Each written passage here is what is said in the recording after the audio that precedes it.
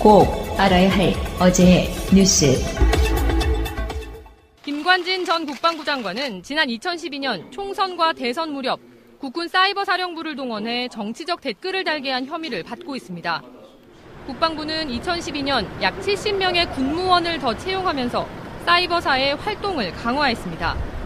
당시 이들의 선발 조건 등과 관련해 이명박 전 대통령의 지시가 있었다는 의혹이 계속 나왔습니다. 사이버사 요원은 호남 출신을 배제하고 친정부 성향, 이른바 우리 편을 뽑아야 한다는 내용입니다. 그런데 어제 소환된 김 전 장관이 이 같은 기준에 대해 이 전 대통령의 지시에 따른 것이란 진술을 한 것으로 확인됐습니다. 김 전 장관은 지시에 따라 사이버사 요원 채용 과정에서 신원 조회 기준을 3급에서 1급으로 까다롭게 높일 수밖에 없었다고 밝힌 것으로 파악됐습니다. 당시 국방부는 호남 출신을 배제했을 뿐 아니라 연좌제까지 도입해 가족 가운데 진보 성향의 인사가 있는 지원자도 걸러냈던 것으로 조사됐습니다. 하지만 김 전 장관은 댓글 활동 목적에 대해선 정치 관여를 위해서가 아닌 대북 사이버전의 일환으로 생각했다면서 혐의를 부인한 것으로 전해집니다. 검찰은 당시 청와대 안보수석실 기획관 등을 곧 소환해 이 전 대통령이 사이버사의 댓글 활동을 일일이 보고받았는지, 군무원 증표는 왜 지시했는지 등을 조사할 방침입니다.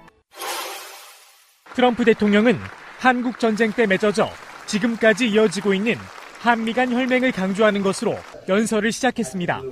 The line that today divides the oppressed and the free.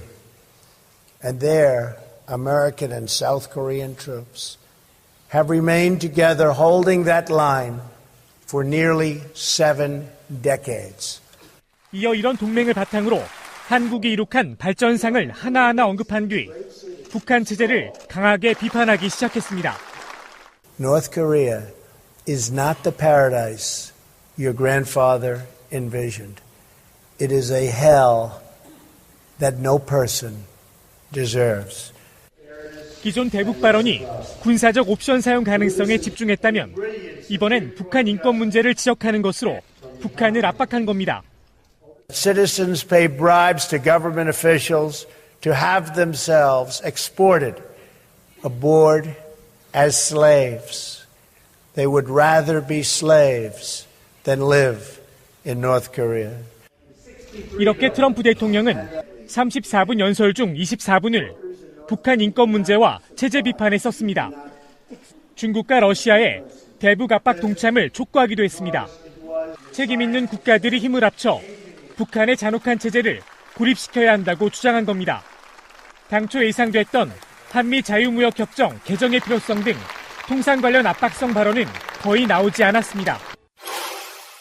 트럼프 미국 대통령이 중국으로 떠나는 동시에 문재인 대통령은 인도네시아로 향했습니다. 7박 8일간의 동남아시아 순방이 시작됐습니다. 먼저 인도네시아를 국빈 방문하고 이어 11일 베트남 다낭에서 시작하는 에이펙 정상회의에 참석합니다. 다음 날은 필리핀으로 이동해 13일 한 아세안 정상회의에 참가합니다. 이번 순방의 하이라이트는 이번 주말 베트남 다낭에서 예정된 한중 정상회담입니다. G20이 열린 독일에서 만난 뒤 4개월여 만입니다. 두 나라 정상은 사드 배치 문제로 멀어졌던 관계를 회복하고 북한 문제 해법을 마련하는 데 논의를 집중할 전망입니다. 과거 사드로 인한 갈등과 이른바 삼불 원칙 등 두 나라가 민감한 의제는 최대한 피할 것으로 보입니다. 특히 한중 정상회담에 앞서 트럼프 미국 대통령이 시진핑 중국 주석을 만나는 만큼 북한 문제가 새로운 변곡점을 맞을 수 있을지도 주목됩니다. 한중 정상회담을 계기로 한중 관계 정상화는 더 속도를 낼 전망입니다. 두 정상은 문 대통령의 연내 중국 방문과 시진핑 주석의 내년 평창 동계올림픽 방문 계획도 확정할 것으로 보입니다. 방송 중간에 좋아요를 눌러주시면 새날팀들에게 큰 힘이 됩니다. 미리 감사합니다. 트위터가 진짜 언론입니다. 딱 술 마시기 좋은 바로 수요일입니다. 술요일이라고 부르죠. 주말에 수요일 진탕 먹고 일요일 날 하루 쉬고 그리고 월요일 화요일 수요일 날 언제 안 돌아오나 하면서 수요일을 기다렸던 바로 그 수요일인데 저는 지금까지 몇 년 동안 수요일 날 술을 먹어본 적이 없습니다. 바로 그런 술 없는 수요일. 수요일마다 밤새 술 먹었잖아요. 네. 밤새 술 드신 저분 새가 날아든다의 에어포스 원. 그럼 난 누구 태우는 거야? 유명정입니다. 안녕하세요. 저 뱅기 유명정입니다. 그리고요 새가 날아든다의 마린원 마차님. 안녕하세요. 마차입니다. 야수님인 줄 알았는데. 그리고 야수님은 하나 있습니다. 캐딜락 원인데 이 별명이 비스트예요. 야수예요. 아 그래요? 자 인사하십시오. 안녕하세요. 야수입니다. 예, 앞으로는 캐딜락 원이라고 하고요. 우리 마차님은 마린원, 명종님은 에어포스 원. 그리고 저는 그들을 방어하고 있는 팟캐스트계의 문재인 푸른나무입니다. 왠지 유나이티드 스테이츠라고 할 것 같은 느낌이었는데. 아니 이번에 트럼프 대통령이 방한을 했을 때 미국을 견고히 보호해주고 지켜준 사람이 문 대통령이에요. 미국의 안보를 지켜준 사람. 여러 가지 화제가 만발했는 게 뭐 25년 만에 국빈 방문했으니까. 네. 근데 그 재밌는 게 뭐 알고는 있었지만 실제로 보니까 재밌더라고요. 에어포스 원도 2대죠. 에어포스 원인데 2대가 있대요? 반칙 아닌가? 미국 대통령을 태우는 교통수단은 다 쌍둥이가 있는 거예요. 그 에어포스 원, 다음에 평택에 내려가지고 이동수단 용산으로 가던 바로 그 헬기가 마린원이에요. 되게 귀엽고 깜찍하게 생겼어요. 나처럼. 네. 그것도 2대가 같이 떠서 가요. 어디에가 타 있는지를 몰라. 트럼프가 탔던 전용 차량 캐딜락 원. 그것도 2대가 청와대로 갈 때 나란히 가던가요. 트럼프가 어디 차에 타는지 몰라. 연비도 안 좋을 텐데 그래 꼭 2대씩 움직이는 게 대단하긴 대단하네요. 창문 열었을 때 창문 두께 보셨어요? 차문 두께? 아니요. 제가 보기에 한 40cm 정도 되는 것 같아요. 두께가. 방탄과 방폭탄 다 되기 때문에. 연비는 엄청 떨어지겠다 진짜. 예. 연비 걱정 안 하죠 그런 차가. 빨리 달릴 수도 없겠네요. 아니요. 타이어가 완전 4개가 다 펑크난 상태에서 시속 80km 이상 나와요. 전 세계에서 가장 특수 차량이 대전차 지뢰가 밑에서 터졌을 때 타이어가 다 날아가는데도 불구하고 시속 80km 이상으로 도망갈 수 있는 차예요. 뭔가 좀 새로운 어떤 지식을 하나 알게 된 것 같은 그런 느낌이었고요. 문재인 대통령에게도 사주고 싶은 것들이었습니다. 이니 사고 싶은 거 다 사. 그러니까 세금 더 낼게. 자 앞으로 당분간은 우리가 또 이제 그 에어포스 원, 마린 원, 캐딜락 원 놀이에 흠뻑 빠지겠군요. 그게 이제 미국 대통령이 그 3가지 교통수단을 주로 이용하는데 미국 대통령이 타는 수단이 무조건 1호기예요. 1호기. 넘버원. 영화에 보면 대통령이 다른 비행기에 딱 타니까 거기에 기장이 이제 에어포스 원이라고 이렇게 우선을 하더라고요. 네, 1호기라고 그러죠. 그게 진짜인가 보네요. 예. 근데 어디나 그래요. 예를 들어서 독립부대로 무슨 연대가 있잖아. 예. 그러면 거기에 연대장차가 1호차 이렇게 불러요. 다 그런 식으로 시스템이 돼 있어. 1호.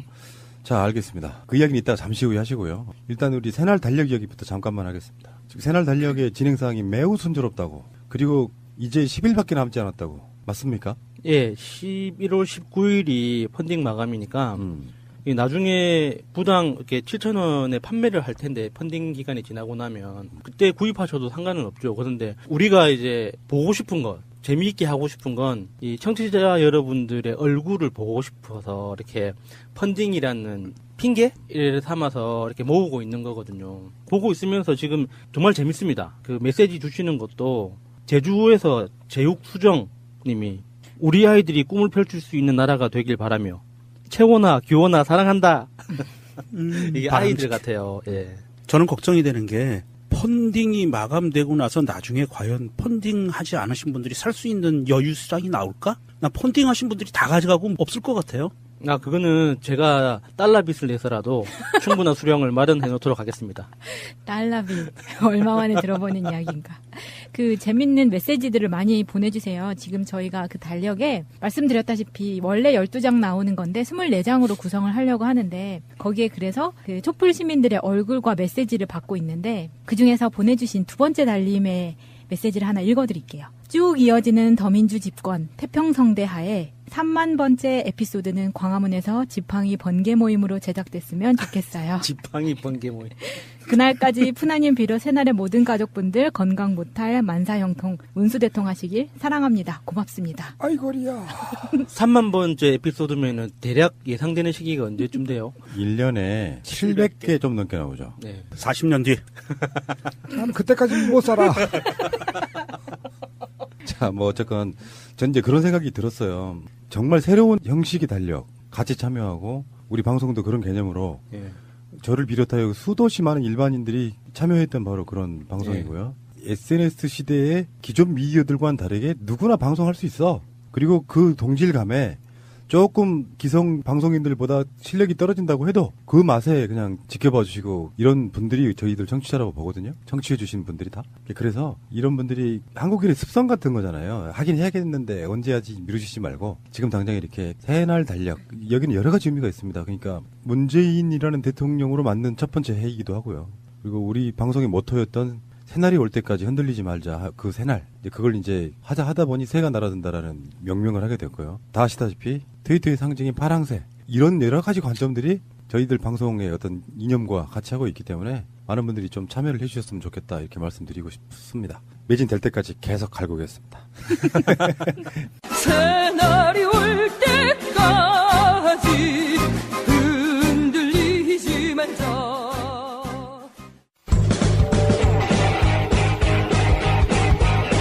제도로서의 민주주의가 흔들리고 구타는 일은 이제 없습니다. 민주주의가 밥이고 밥이 민주주의가 되어야 합니다.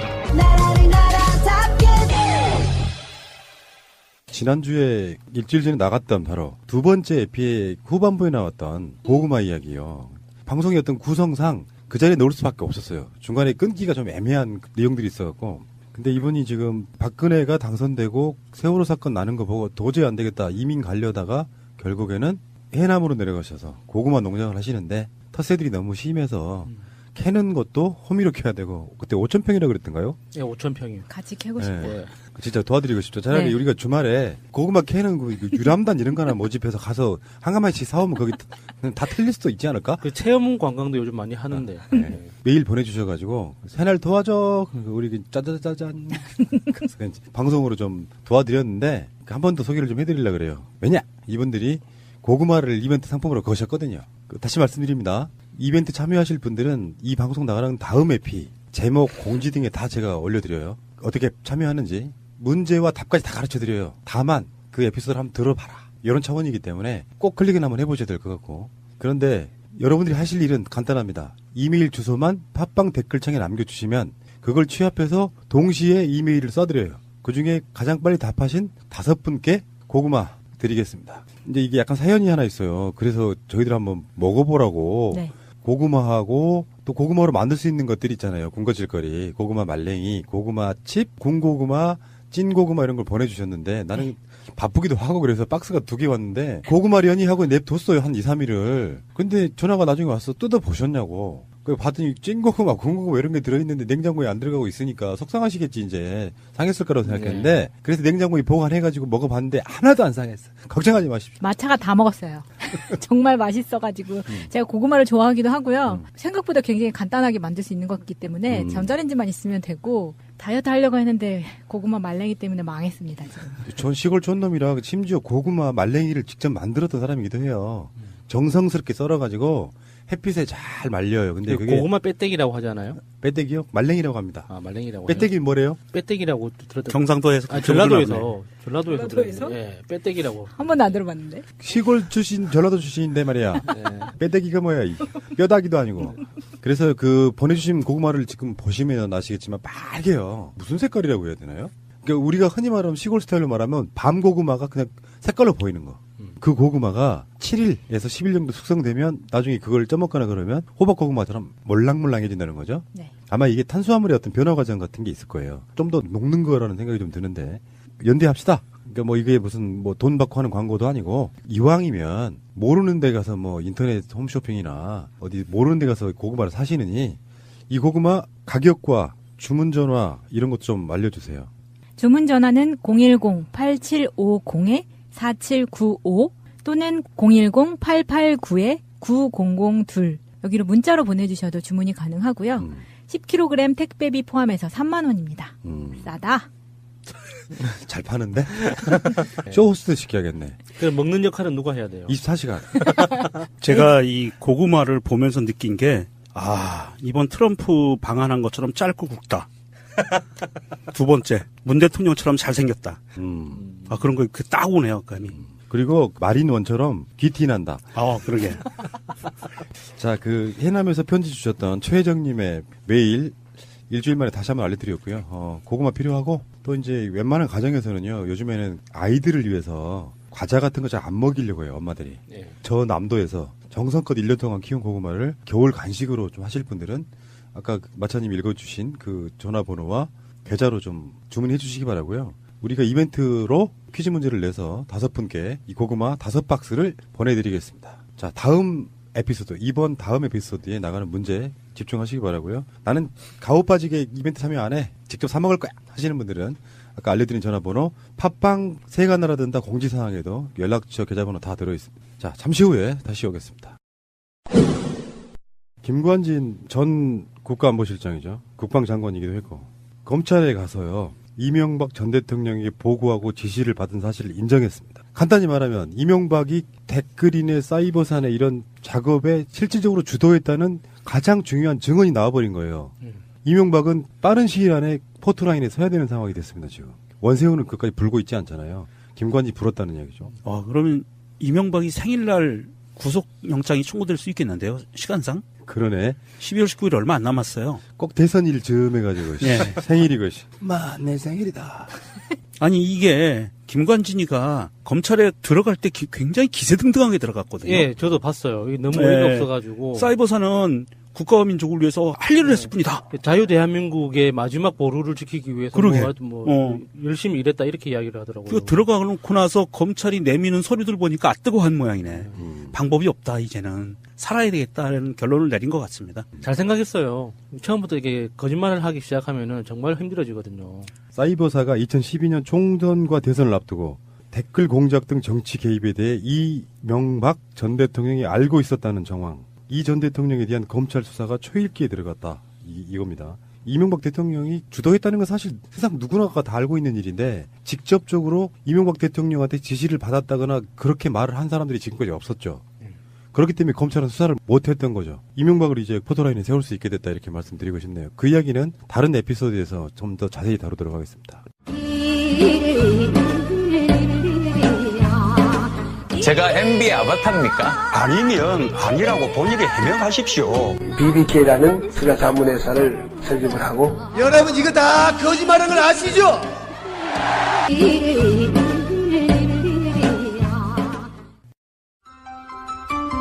새가 날아든다는 여러분들의 하트를 먹고 삽니다. 잊지 않으셨죠? 에피소드 제목을 누르고 플레이가 되면 오른쪽 위에 하트를 꾹 눌러주세요. 오늘도 감사합니다. 더 많은 분들이 들을 수 있도록 하트 꼭 눌러주세요. 트럼프 이야기입니다. 여러분들께 질문이요. 이번 트럼프의 방한에서 가장 기억에 남는 장면 한 가지씩만 지금 떠오르는 걸로 골라주세요.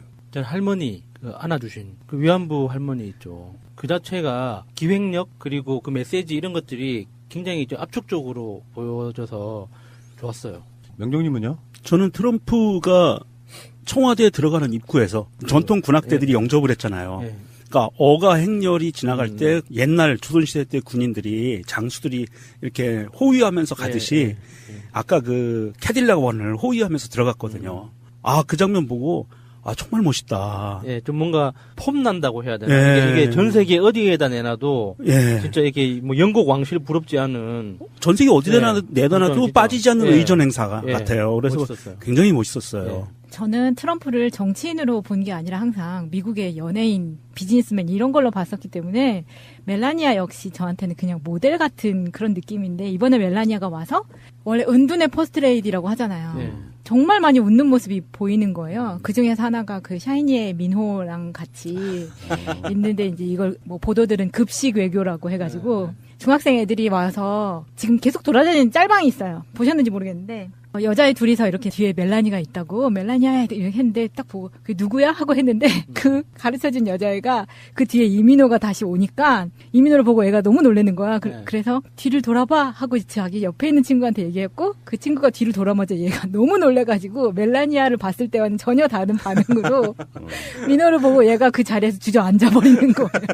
근데 이게 지금 트위터로 전 세계 확산이 되면서 샤이니 팬들이 전부 다 열광을 하고 있다고 합니다. 이방카가 주로 이제 퍼스트레이디 역할 비슷한 역할들을 많이 해요, 미국에서. 그러면서 멜라니아가 많이 좀 이렇게 위축이라고 얘기해야 되나? 좀 뒤로 밀려났다고 해야 되나? 멜라니아가 잘 안 나서니까 예. 그렇기도 했고, 사실 이방카가 멜라니아의 딸은 아니잖아요. 아니죠. 예. 네. 그렇다 보니까 이게 나이 차이도 얼마 안 나고, 그러니까 솔직히 기분 나쁜 게 좀 많았을 것 같은데. 그런데 이번에 멜라니아가 대한민국에 와서 이 양반이 완전히 퍼스트레이디 역할을 제대로 했어요. 맞아요. 여기 와서야 정말 제대로 한 것 그리고 같아요. 항상 이 인상 팍팍 쓰고 다니는 스타일이었는데 막 좋아하는 게 얼굴에 묻어 나와요. 되게 표정이 좋았어요. 예, 그리고 그 학생들 네. 모아놓고 할 때도 아이들이 막 공룡 개성 그거를 막 하고 하니까 너무 행복해하는 거야. 그리고 이제 맨 마지막에 떠나는 날 문 대통령 내외분하고 트럼프 내외가 같이 이렇게 산책하는 시간이 있었는데 처음 봤어요. 트럼프 내외가 손잡고 걸어가는 거예요. 그 손잡는 것 때문에 이슈가 종종 되긴 했었어요. 왜냐면 트럼프가 손을 잡으려고 해도 이방카가 쳐내는 그 장면이 한 서너 번이 있었기 때문에. 그러니까 이 두 양반이 트럼프 두 양반이 사실은 이제 저러다가 한 1, 2년 있다 이혼하겠다 싶었었는데 느낌이 대한민국에 와서 문 대통령 내분의 그 살아가는 모습을 보고 뭔가 느낀 게 많은 것 같아요. 그렇죠. 탄핵되기 전까지는 살아보자 이렇게 생각했겠죠. 그랬었는데 우리도 이제 저렇게 늙어가면 좋겠다라고 생각하지 않았을까 추측을 합니다. 그리고 멜라니아 보좌관들도 되게 놀랬다고 하죠. 멜라니아가 김정숙 여사 만났을 때 저렇게 환담을 오래 한 적이 없다는 거예요. 다른 영부인들을 만났을 때. 네. 표정은 속일 수가 없잖아요. 멜라니아 자체가 제가 봐도 여러분들은 이제 그런 사람들을 대해할 때 그런 생각해요. 쟤 싸가지 없다. 그런 유형들 원래. 근데 그게 내성적인 사람들의 스타일이에요.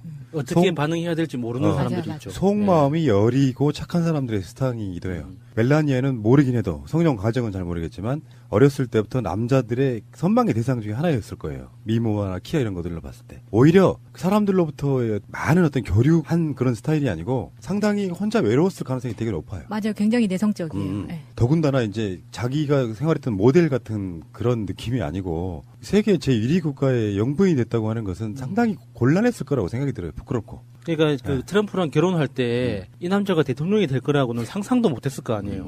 짜증났을 것 같아요. 대통령 나간다고 했을 때 오히려. 자, 어쨌건 이제 뭐 약간 양념 좀 한번 쳐봤고요. 방송은 오늘 국회에서 이것도 24년 만인가 그럴 거예요. 그때 마지막으로 한 게 클린턴 대통령이 한국에 와서 국회 연설한 게 마지막이었답니다. 국회에 연설한 게. 클린턴 대통령을 지낸 게 25년이나 됐어요, 그러면? 국빈 방문을 한 게 25년. 예. 한미 FTA 개정이라든지 이런 이야기를 할 줄 알았는데 사실은 거의 대부분을 북한 이야기만 하고 갔다. 혹시 보셨습니까? 우리나라 골프 선수들 얘기하는 거? 네. 예. 와, 다 알고 있어. 그 한국이 골프 잘 치는 나라라는 걸 굉장히 잘 알고 있더만요. 네, 또 트럼프가 그 자기 사업체 중에 골프 클럽이 많잖아요. 그러니까 본인이 언급해줘야지. 골프 광이기도 하고. 예. 오히려 골프는 일본에서 같이 쳤잖아요. 아베랑 선수하고 같이. 네. 근데 아베 과당이 유명하죠. 과당 아베. 네, 아베가 오늘 발표된 일본 방송에 의하면 그 트럼프하고 골프를 칠 당시에 벙커에 떨어진 공을 주우러 들어갔다가 아주 2번 구르죠. 그래서 이번 주 SNL이 참 기대됩니다. 그랬는데 국회 연설에서 골프를 언급을 하는 게 그게 원래 연설문에 없었는데 즉흥적으로 들어갔다 이런 이야기도 있더라고요. 그러면서 그 박성현 선수를 이렇게 언급을 하죠. 예.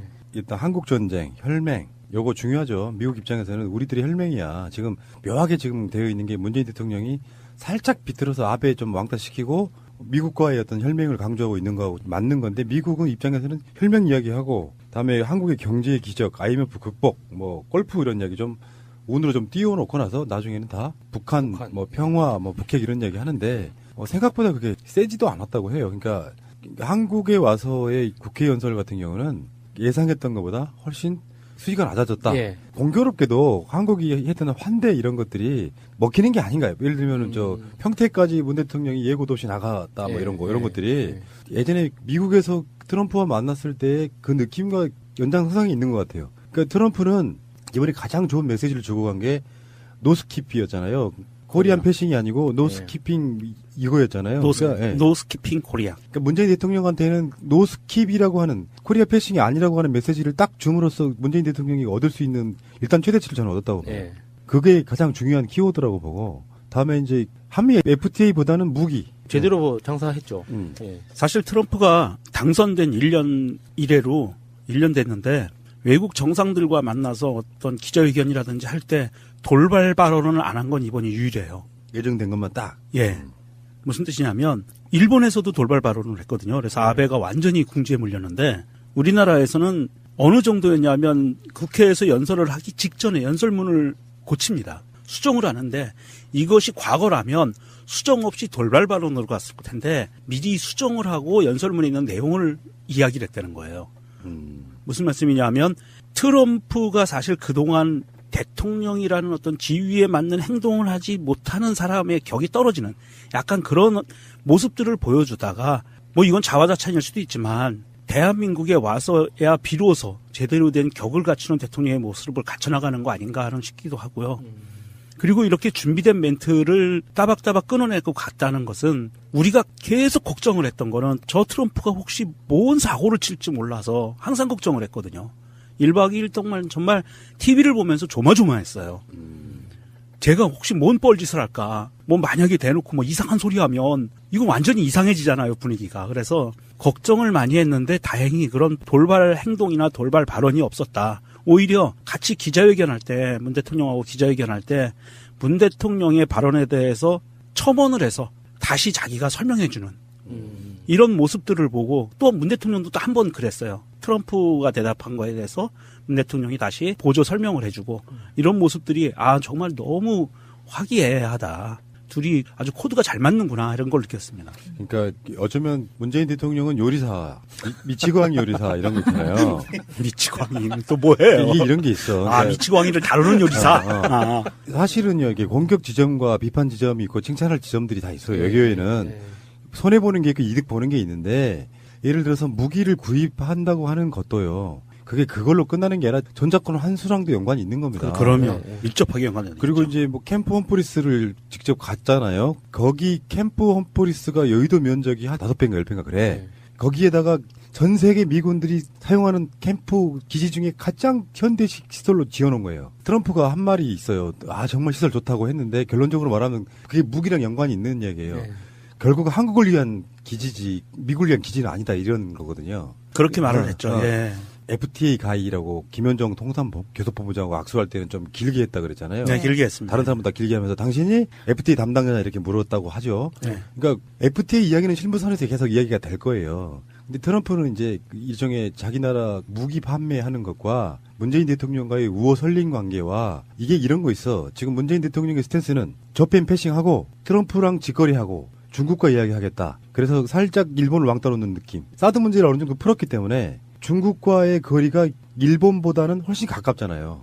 그래서 진짜 이게 이런 외교를 하려고 해요. 그런데 트럼프가 한국에 들어와서 얻고자 하는 것들을 일부 내주고 나머지는 특히 북핵이라든지 뭐 한반도에 관련된 문제라든지 이런 문제들 또 중국과의 관계에 있어서 이런 것들을 굉장히 잘 풀고 있는 과정상에 굉장히 전략적으로 접근했는데 그게 전략적으로 접근했다 그러면 이제 우리가 일반 사인들 간에는 이게 계산적이다 할 수 있지만 외교만큼 계산적이지 않으면 안 되는 건 없다고 생각해요. 그러면 예.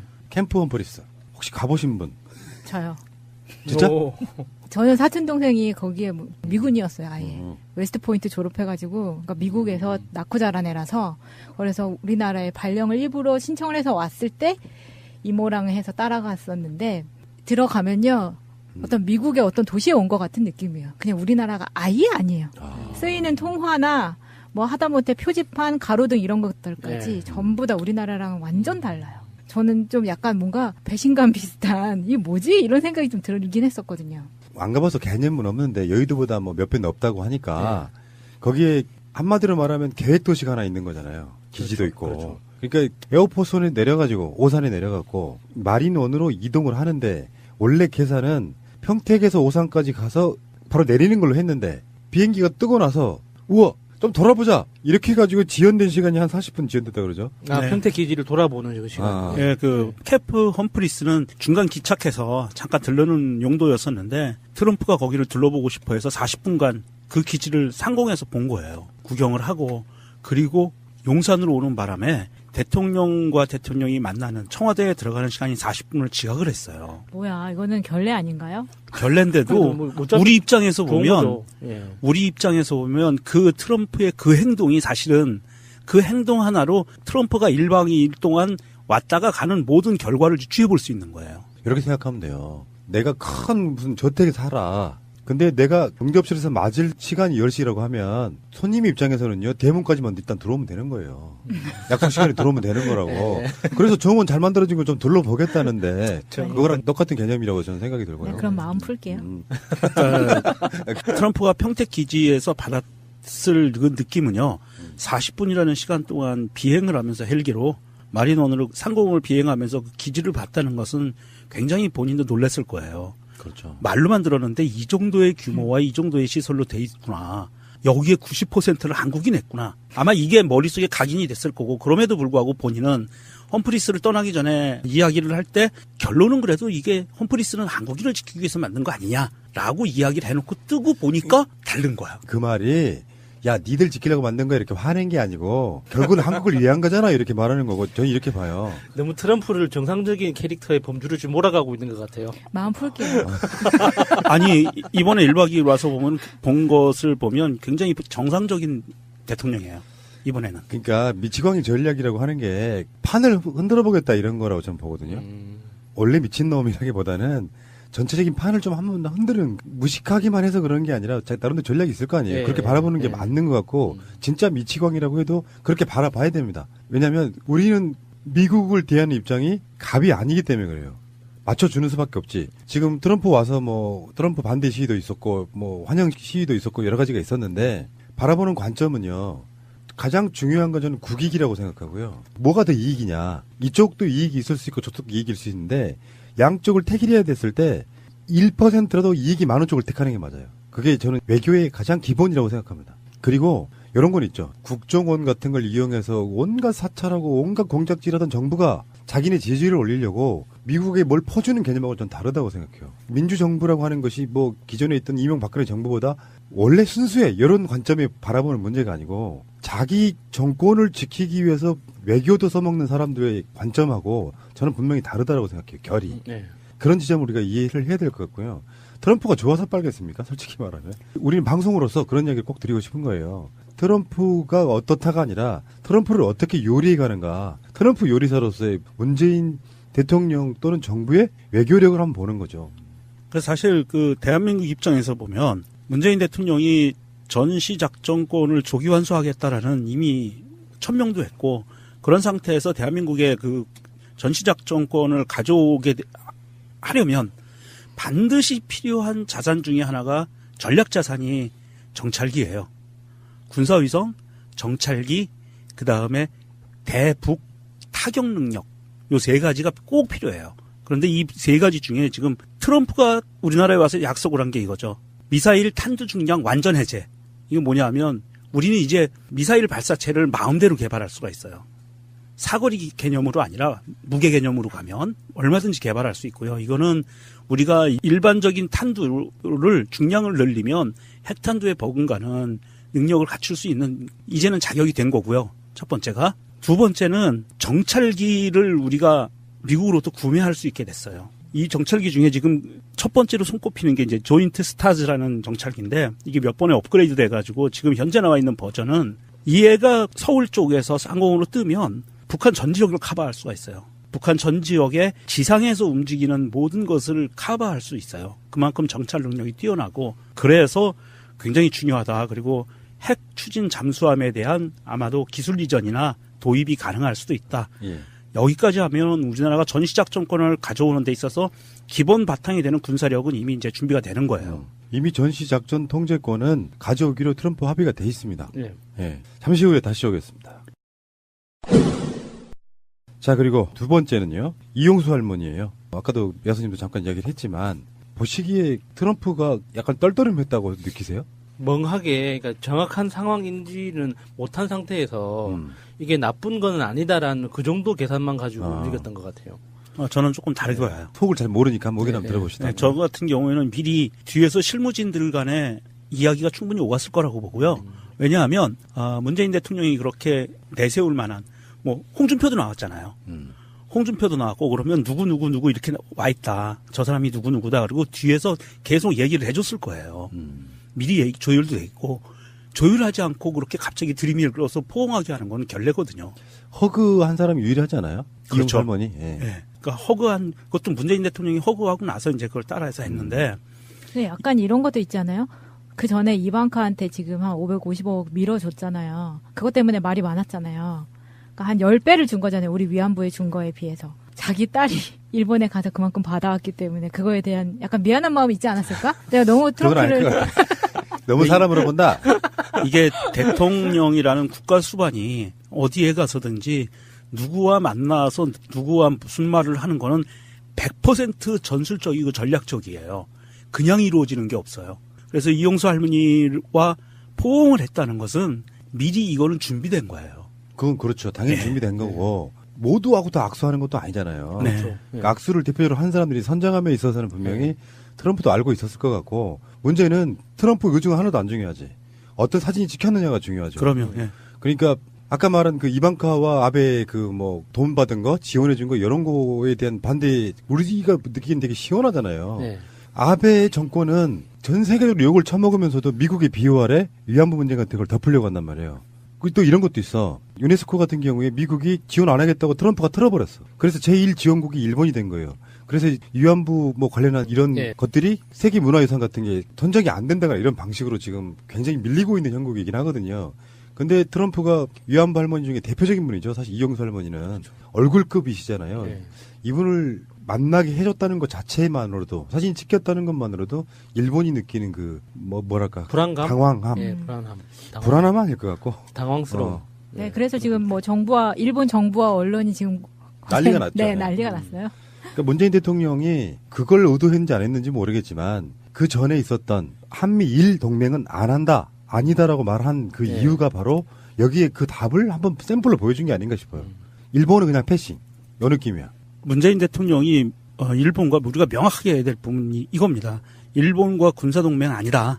우리는 일본과 동맹 아니라 군사동맹이 아니다라고 얘기한 건 무슨 말이냐면 한일 정보협정 그 문제에 대해서 좀 명확한 태도를 보낸 거예요. 뭐냐면 한국과 일본이 군사협정을 맺는 순간 어떤 결과가 나오냐면 일본 자위대를 군인으로 인정을 해버려요. 우리나라가. 일본 자위대는 군대가 아니거든요. 일본은 군대를 가질 수가 없는 나라예요. 그런데 우리가 일본을 군대로 인정을 해버리는 결과라 대한민국 대통령은 일본과 군사동맹을 맺을 수가 없는 거예요. 일본은 군대가 없기 때문에.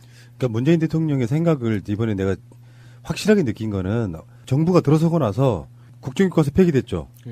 그리고 한일 위안부 합의 안 돼. 그 불가역적 협정에 대해서 아니라고 선 그었잖아요. 지금 연장선상에 있는 거거든요. 근데 지금 세 번째로 언급할 바로 이 부분이 확실하게 도장을 찍는 것 같습니다. 독도새우. 재밌었어요. 그러면 일본을 향해 가지고 위안부 할머니 이렇게 보여드리고 이거는 선택상이잖아요. 어떤 색깔로 누구를 그 자리에 세우느냐인데 위안부 할머니가 청와대 25년 만에 국빈으로 온 미국 대통령한테 바로 허그를 시킬 정도면 청와대 의도는 분명히 있었다고 보는데 하필이면 거제도에도 있을 거고 새우는 얼마든지 있을 텐데 독도 새우를 잡아다가 밥상에 올렸다고 하는 거는 다분히 의도적으로 일본 자 봐라 우리가 어떻게 하는지. 근데 하필이면은 이 닭새우죠. 이 그 독도새우라고 불린 게 닭새우인데 닭새우가 하필이면 맛있어요. 그러니까 닭새우가 이제 닭벼슬처럼 애가 생겼다고 그래서 닭새우인데 그 몸집이 굉장히 커서 그 굉장히 오도독하고 살도 맛있어요, 진짜. 이게 트럼프가 일본에서도 아베가 닭새우를 트럼프한테 대접을 했어요. 이미 일본에서. 그런데 우리는 그 닭새우를 대접을 하면서 이거를 독도새우라는 거를 싹 바람을 넣은 거예요. 그 근방에서 잡았으니까요. 이게 독도에서 잡은 거예요. 그 닭새우가 그 바위 틈에서 살거든요. 그래서 그 바위가 있는 곳에서 잡을 수가 있어요. 여기에 또 360년 된 시간장? 시간장. 네, 그 같이 했는데 360년이면 사실 미국의 역사보다도 오래된 간장인 거죠. 독도새우가 들어간 잡채를 올린 송이돌솥밥 반상. 먹어보고 싶다 진짜. 그 일본에서는 그래서 이거에 대해서 일본 외교부나 정치권에서는 애써 독도새우에 대해서는 패싱하려고 하는데 스키핑하려고 했었는데 일본 언론이 그거를 봐주질 않았어요. 일본 언론들이 어떻게 표현을 했냐면 일부 언론이 이거를 닭새우라고 표현 안 하고 독도새우 이렇게 표현한 거야. 독도에서 잡은 새우라는 뜻이죠, 사실. 네, 독도새우로 이름을 불러버린 거야, 일본 언론이. 그래서 고맙다. 일본에서도 지금 뒤집어지고 있어요. 자기들끼리도. 국빈 만찬 코스별 메뉴로는요. 첫 번째, 옥수수 죽을 올린 구황작물 소반. 이상하게 옥수수 죽도 난 되게 못 사는 것 같은데 구황작물이라는 게 뭐예요? 못 먹던 시절에 고구마, 뭐 감자 이런 거를 쪄서 같이 올렸다는 거. 그러니까 못 먹던 시절에 쌀 밥 대신 먹었던 거예요. 두 번째, 동국장 맑은 국을 곁들인 거제도 가자미구이. 트럼프가 제일 좋아하는 가자미. 네, 세 번째가 360년 시간장으로 만든 소스에 한우 갈비구이와 독도 새우 잡채를 올린 송이 돌솥밥 반상. 정말. 이상하게 너무 고급지다. 너무 맛있겠다. 그 반상이 뭐 재료들이 지금 뭐예요? 네, 모시 조개국과 김치, 그리고 한우는 전북 고창 한우, 한국 토종쌀 4종을 섞은 북흑조, 자광도, 흑갱, 충북 흑미가 들어갔고요. 나 처음 들어본 건 많다. 네. 진짜. 그리고 네 번째가 디저트 같아요. 산딸기 바닐라 소스를 곁들인 트리플 초콜릿 케이크와 감을 올린 수정과 그라니타. 이 감이 그거죠, 그거. 청와대 김정숙 여사가 직접 따서 깎아서 말린. 사람 사는 청와대 관저라 그래갖고. 야, 그건 짬뽕이 그림이더라. 나도 그렇게 살고 싶어. 뭐 아까 말한 3만 회 뭐 이런 이야기 할 때처럼 한 진짜 머리가 희끗희끗한 노인이 되면은 그런 한옥집에 편한 그 소파가 있는 어떤 테이블 같은 거 놓고 가을에 감 깎아가지고 감 말리면서 꽃감 만들어 먹고 싶어. 근데 그게 그런 것들이 직접 김정숙 여사님의 손에서 나온 그 요리 솜씨들이 식탁에 반영된다고 하는 것 자체가 너무 좋아요. 그러니까 그 트럼프 부부가 이 설명을 들었을 거 아니에요. 이 그 디저트 먹으면서 해줘요 다. 네, 김정숙 여사가 이렇게 준비했다. 그러면은 사실 서양 사람들은 돈 들여서 사주는 것보다 그런 걸 훨씬 더 맞아요. 감정적으로 깊이 있게 받아들이잖아요. 그러니까 자기들은 평생 못 해본 것들이에요, 사실은. 그러니까 우리들처럼 뭐 식당에 가가지고 뭐 먹을래? 김치찌개. 뭐 이런 게 아니라 반찬이라고 하는 게 국빈이니까 주인 입장에서도 어떤 정성을 막 담아야 되잖아요. 대통령들 그 청와대 조리장들만 해도 지금이야 문재인 대통령이 그 구내식당 나와서 같이 또 드신다고 하는데 보통 이제 그렇게 식사가 들어갈 때는 주방장들이 직접 설명해 준다고 박근혜 국정농단 게이트 때 우리가 방송으로 설명한 적이 있어요. 그 청와대 조리장들이 나와갖고 이걸 뭘로 만들었다고. 예전에 그 송로버섯 유명했잖아. 그러면 조리장이 직접 나와가지고 설명해 주는 경우가 대부분 많습니다. 그러니까 이건 그 담겨진 의미와 어떤 재료로 썼다는 것이 대부분 다 간략하게 설명은 될 거라고 봐요. 그리고 이 메뉴가 트럼프가 이제 떠났죠. 조만간 다음 주 내에 한국에 있는 한 식당에서 트럼프 코스로 나올 것 같아요. 그러겠네, 진짜. 이게 다 만들 수 있는 거잖아요. 한 상에 한 20만 원 정도 가겠는데요? 뭐 그 가격은 제가 모르겠는데 분명히 이게 따라하는 트럼프 코스가 나올 것 같아요. 먹어보고 싶네요. 자, 그런데 그 일본 언론의 반응인데요. 산케이 신문하고 교도통신의 반응을 한번 보겠습니다. 산케이 신문입니다. 미국 정상을 환대하는 자리에 일본과의 분쟁의 씨앗을 들고 나왔다. 교도통신. 자국 주장을 선전하는 장이 돼 한일 관계에 그림자가 드리울 것. 엄청 불편한 거야 지금 일본 입장에서는. 얘들 뭐지? 이런 생각이 드는 거라고 보는데 저는 문재인 대통령의 일관된 의도가 있다고 봐요. 진짜 일본 저펜 패싱 하고 싶은 느낌이 좀 드는 모양이에요. 위안부 합의도 그렇고 문재인 대통령 스타일이 착해만 보이는데 한번 꽂힌 쪽에는 굉장히 정을 오랫동안 안 주는 스타일이에요. 제가 보면은. 일본 애들은 위안부 협상이나 등등에 있어갖고 노골적으로 지금 까고 있는 거잖아요. 그렇죠. 그리고 이렇게 이야기하고 있는 거야. 미국, 일본, 한국이 아니고 미국, 한국이라는 이야기를 해주고 싶은 거예요. 그러니까 지금 그 문재인 대통령의 이런 모습들에 대해서 일본이 사실은 일본 애들이 거의 코너에 몰렸고요. 지금 일본 언론들의 반응을 보면 오늘자 언론의 반응에 보면 그러니까 대략적으로 이런 뉘앙스의 반응들이 나옵니다. 아베가 트럼프와 문재인 대통령보다 아베가 트럼프하고 더 친하다. 뭐 이런 어린애 같은 반응들이 나오는데요. 아베는 트럼프하고 친할 수 있어요. 근데 트럼프는 또 아베보다 문재인 대통령하고 친해요. 친하게 지내고 싶어 하죠. 근데 문 대통령은 아베하고 친하고 싶어 하지 않아. 그러니까 이게 일본의 딜레마라는 거예요. 북핵을 컨트롤하면 트럼프는 세계의 유능한 리더가 될 겁니다. 놓여진 현실이 그렇다는 거야. 근데 북핵을 컨트롤할 때는 일본과 친한 것보다는 한국과 친한 게 더 좋아요. 당연하죠. 예. 그리고 한국의 위치는 우리가 봤을 때는 일본이 우리나라보다 더 선진국처럼 보이죠. 객관적으로도 그런데 트럼프 입장에서 보면 다 고만한 놈들이에요. 그런 입장에서 봤을 때 물론 세계 국제 무대 같은 데서 영향력은 더 크거나 경제 규모는 더 클 수는 있는데 세계적인 위치로서 보면 중국과의 관계도 그렇고 한국, 대한민국이 훨씬 더 미국한테는 더 중요하죠. 중요하게 보일 수 있다는 거예요. 그거를 잘 이용해 먹고 있는 것이다. 이렇게 보는 겁니다. 트럼프가 중국에 가서 시진핑과 어떤 관계를 맺느냐에 따라서 일본의 어떤 국제적 위상이 딱 자리매김 될 것 같아요. 예를 들어서 제가 생각하기에는 시진핑하고 트럼프하고 뭔가 우호적인 관계가 딱 이렇게 될 것 같아요. 제가 보기엔. 그런데 그렇게 되는 순간 진짜 동북아시아에서는 일본이 진짜 역할이 없어지는 거죠. 맞아요. 사실 이번 며칠 전에 우리나라하고 중국하고 사드 관련해서 합의를 봤잖아요. 나는 거기서 끝났다고 봐요. 왜냐하면 중국과 우리나라가 사드 관련해서 이렇게 외교적으로 결과를 딱 내고 합의를 딱 보는 순간 그 이면에는 미국도 이미 다 합의된 거예요. 그리고 일본은 따라가는 형편이죠. 그렇죠.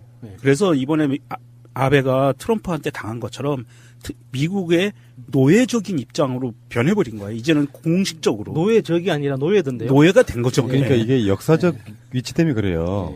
2차 대전 태평양 경쟁을 일으키고 진주만 공습하고 그러면서 하다못해 핵폭탄까지 맞은 유일한 나라 아니겠습니까? 그래서 자기들이 살고자 수십 년 동안 미국의 개 노릇을 자청해 왔던 거거든요. 이 과정에서 마지막에 벗겨내고 싶어하는 멍해가 위안부 같은 거잖아요. 이건 위안부는 그 당시에 돌출된 어떤 사안도 아니었어요. 지금으로부터 십수년 전밖에 안 되는 그때 그게 사안이 돌출되기 시작해서 다 마무리된 줄 알았는데 정말 비인륜적인 게 하나 툭 튀어나온 거거든요. 일본 입장에서는 굉장히 좀 난감한 상황인 것 같기도 하고 트럼프는 그런 걸 잘 이용해 먹는 장사꾼인 것 같고 지금 중국으로 날아갔는데 중국에서는 주로 어떤 이야기가 할까요? 근데 중국 입장에서는 지금 공산당 100주년 그 기념일이 2021년이잖아요.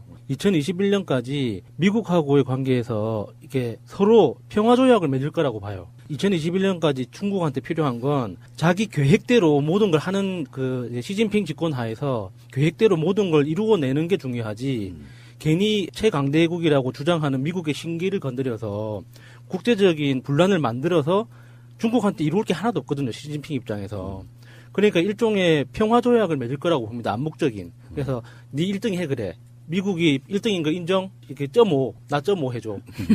요 정도 선에서, 그러니까 그렇게 되면 트럼프도 그러니까 자기가 임기 내에는 그 세계 최강국이라는 그 지위를 보장받고 중국은 중국대로 필요한 이제 100년 만에 첫 번째 거대한 이벤트를 앞두고 올림픽하고 잽도 안 되는 거거든요. 공산당 100주년은. 그러니까 그 이벤트를 앞두고 그 내적인 안정을 확보하기 위해서 트럼프하고 이렇게 이제 거래를 하지 않을까 그렇게 예상해요. 사실 중국과 우리나라가 사드 문제를 해결하는 것에서 이미 다 게임은 끝나 있는 상태고요. 트럼프가 중국에 가서 시진핑을 만나는 것은 이미 시진핑도 본인들의 그 내부적으로 정치 투쟁이 일어날 모든 그 가능성을 다 없애놓은 상태고 1인 지배 체제를 강화해 놓은 상태에서 아마도 시진핑은 트럼프한테 굉장히 큰 선물을 줄 거예요. 그 선물이 아마 트럼프가 가장 원하는 거죠. 돈과 무역 역조와 그다음에 북핵 문제. 이건 굉장히 큰 선물로 아마 남겨줄 거고요. 트럼프는 중국의 시진핑을 굉장히 위대한 지도자로 아마 칭송을 할 겁니다. 이 두 가지가 맞물려 돌아갈 거고요.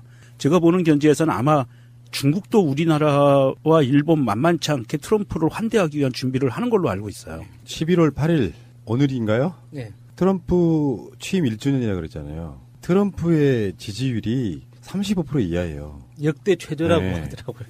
그러니까 외교를 잘해야만 끌어올릴 수 있는 것들이죠. 한국도 그런 거 있잖아요. 박근혜 지지율 떨어지면 해국 나간다 해서 뭐 말도 안 되는 뭐 4조 원 뭐를 수술을 했네 만에 40조 뭐 외교 성과 이렇게 했는데 다 거짓말이었지. 이런 식으로 가는데 무역이라고 하는 건요. 국가 정상들이 할 수 있는 문제는 아니라고 생각해요. 결국엔 기업들이 하는 거고 제품의 질. 트럼프가 당선된 이유와도 연관성이 있는 거예요. 미국이 세계 경찰 국가를 자처하면서 무기나 팔아먹고 있을 때 다른 기타 산업의 경쟁력이 엄청 떨어진 겁니다. 그러다 보니까 중국으로 공장이 다 옮기고 미국의 그 회사들도 그러면서 전반적으로 미국에 정말로 쓸만한 산업 하나가 남지 않게 된 상황에 대한 벌맨 불만의 소리가 미국 국민들한테 먹혀서 트럼프 같은 말도 안 되는 이상한 사람이 당선되게끔 만드는 요소가 됐던 거예요.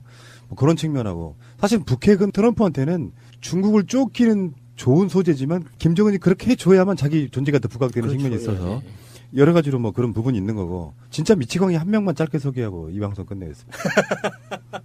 국회에서 막 영어 피켓 들고.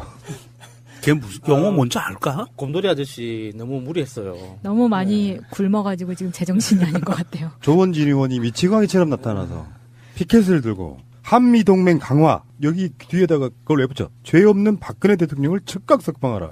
뭐냐고 그럼 이게. 트럼프가 석방해줄 수 있는 거예요? 사대주의 쩐다. 요게 그런 거예요. 조원진은 지금 어떤 멍청한 짓을 한 건지 영리한 짓을 한 건지 모르겠는데 이렇게 해야 자기가 국회에서 박근혜 대통령을 위해 싸우고 있다는 존재감이 부각되는 거죠. 1인밖에 없는 정당의 국회 로텐도어리는 어디서 단식을 한다고 쳐봅시다. 그것도 오래되면 언론이 관심 안 가져줍니다. 근데 트럼프 오는 국회 회의장에 이렇게 들고 들어가야 우리 조원진 의원 대표가 박근혜 대통령을 위해 싸우는구나. 요거를 알아줄 거 아니에요. 그러니까 트럼프의 대한민국 국회 데뷔 무대에 살짝 숟가락 하나 얹은 거죠. 박사모한테 보여주기 위한 거죠. 그렇죠. 박근혜와. 바로 그거예요. 이노센트 프레지던트 박. 죄 없는 순수한 박근혜를 풀어줘라. 릴리즈면 발표해라 그런 뜻이 아니에요? 석방이라는 의미. 난 이노센트 화장품인 줄 알았다. 야. 그것도 웃기다 진짜.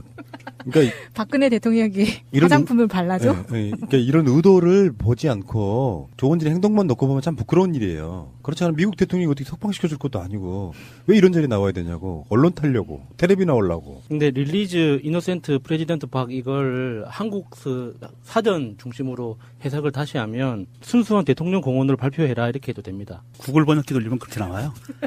썰렁했던가요? 죄송합니다. 트럼프 대통령 연설만 분석해도 굉장히 많은 이야기거리가 있어요. 네. 문재인 대통령은 또 트럼프가 중국 가기 전에 이미 떠났죠. 트럼프는 꽉 채워서 이틀 한국에 있었던 거고요. 오전에 들어와가지고 동작동 국립현충원도 갔더만요. 네, 국립현충원. 그 사이에 트럼프한테 럼프 형 나도 외국 간다. 잘 있다 가. 이거잖아. 그렇게 진행이 되는 줄 알았는데요. 문재인 대통령이 인도네시아 순방하기 위해서 비행기가 활주로 주기장을 떠나서 활주로 직선주로에 가서 안 떴대요. 왜? 15분을 안 뜨고 있었대요. 왜 그러나 했더니 트럼프가 오산에서 중국으로 날아가는 거를 기다려줬대요. 먼저 가게끔 먼저 가게. 손님을 대접하는 게 이게 예의가 아니다. 주인이 먼저 집을 비우면 안 된다. 야, 디테일 쩐다. 그래서 15분을 기다렸다가 트럼프가 떠나고 대통령이 비행기가 이륙을 했다고 합니다. 진짜 이거 뭐라고 해야 되지? 대단하다. 이러니 진짜. 트럼프가 문꿀이 안 될 수가 없어요. 정말 젠틀맨이 맞구나. 근데 이런 건 있죠. 이제 바라보는 시각이 두 가지가 있다고 보는데 우호적으로 보는 사람은 하는 행위가 다 상대방의 진정성을 믿기 때문에 다 좋은 거예요. 트럼프한테 문재인 대통령이 좋은 인상을 주면 나쁠 게 하나도 없잖아요. 대한민국 국익에. 그것이 태도의 문제라고 또 보는 것이고요. 문재인 대통령이 그런 스탠스를 반대하시는 분도 있을 거예요. 이번에 트럼프 방한 반대하면서 굴욕외고 이렇게 표현하거든요. 그것도 저는 어느 정도 아주 일부는 맞는 시각도 있다고 생각하는데 현실적으로 그렇게 하지 않을 방법이 없어요. 그러니까 미국 대통령들한테 반기 들어가고 국제적으로 고립돼서 국가적으로 상당한 수모를 당하고 있는 나라들이 굉장히 많거든요. 네. 이왕이면 한국도 무시당하고 북한도 막 적대적인 관계가 되느니 트럼프를 잘 요리만 하면 동북아시아의 주도권을 쥘 수도 있다는 그런 의미에서도 저는 문재인 대통령의 애교를 높게 산다 이렇게 말씀드리고 싶습니다. 자, 우리 젠틀맨께서는 이제 외교를 잘 하시고 8개국 순방에 나셨습니다. 한국은 우리가 지키겠습니다.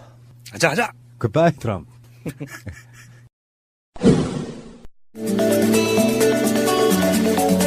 예, 저는 새날 녹음하기 위해서 기차를 타거나 버스를 타고 오는데요. 최근에는 이제 기차를 타고 옵니다. 근데 공부하는 학생들이 굉장히 많잖아요.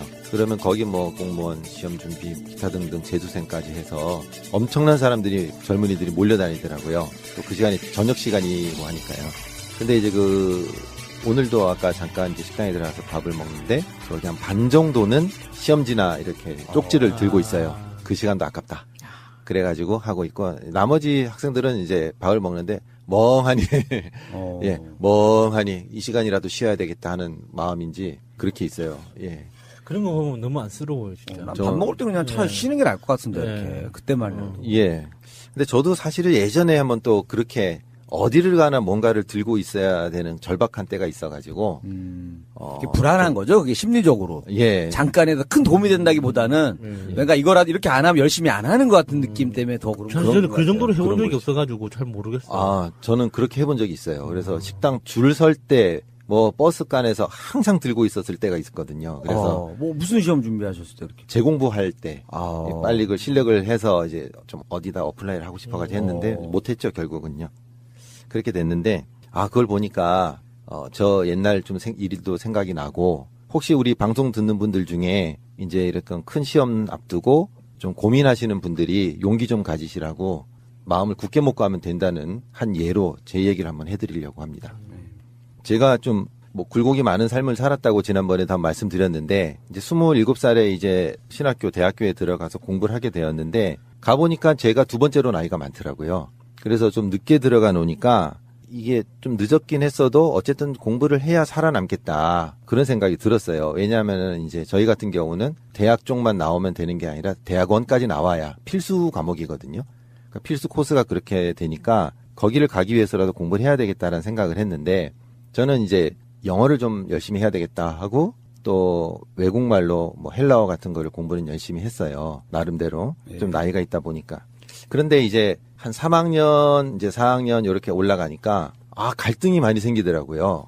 내가 이걸 계속 해야 되나 하는 이제 심각한 회의가 들기 시작했어요. 근데 그 여러 가지 이유가 있었는데 그 중에 하나가 이제 경제적으로 문제가 생겼어요. 그러니까 저희 딸이 그때 2살이었거든요. 그러니까 아무래도 먹고 살기도 힘들고 나이도 들은 상태에서 학교를 다니다 보니까 너무 힘들어서 안 되겠다 싶어. 죄송합니다. 욕하신 거 아니죠? 아닙니다. 안 되겠다 18 그러신 것 같은데 지금. 아닙니다.